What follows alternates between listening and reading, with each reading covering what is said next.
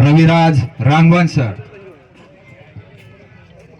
आज आपण हा जो विजय उत्सव साजरा करत आहात आणि यासाठी आपण काय काय मेहनत घेतली, आपल्या टीमला काय काय अडचणी आल्या, याविषयी आपण दोन शब्द व्यक्त करायचे.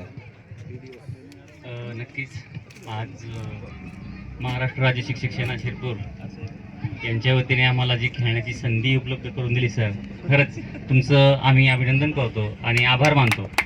कारण आमचे प्लेयर हे खूप सांघिक खेळ झाला आमचा आणि आमच्या संघामध्ये सगळे वय जरी जास्त असलं तरी खूप मेहनतीने खेळले आणि सर्वांच्या एकजुटीमुळं आम्ही आज हा फायनल विन झालेलो.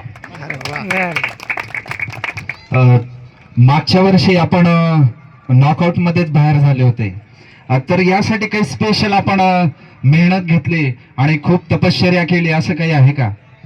नाही सर, असं काही नाही. मागच्या वर्षी हवेमुळे आम्हाला थोडासा प्रॉब्लेम आला.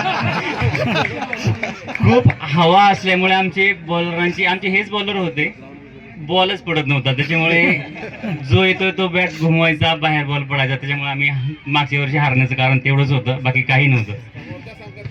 Thanks a lot of. Well done Raviraj Rangwan sir, well done.